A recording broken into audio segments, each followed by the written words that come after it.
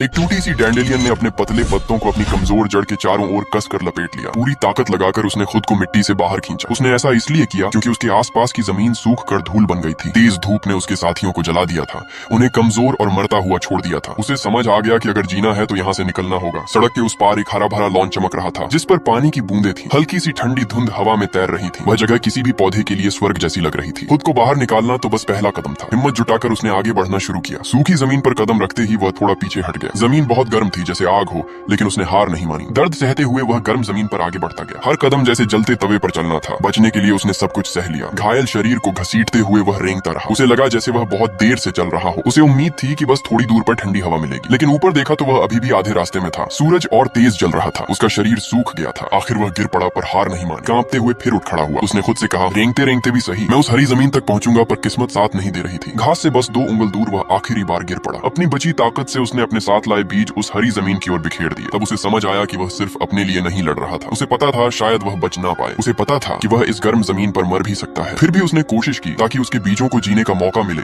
ताकि उन्हें सूखी मिट्टी में मरना ना पड़े जैसा उसे पड़ा। अगली सुबह सूरज फिर उगा। छोटे छोटे डैंडलियन के पौधे गीली मिट्टी से बाहर आए। उन्होंने ओस में अपने पत्ते फैलाए। वे खुशी से सूरज की रोशनी में बढ़ने लगे। अब उन्हें प्यास नहीं थी, अब दर्द नहीं था, लेकिन असली दुनिया सख्त होती है। वे उस सुंदर लोग में अलग दिखते थे। आप कौन से फूल को पसंद करते हो?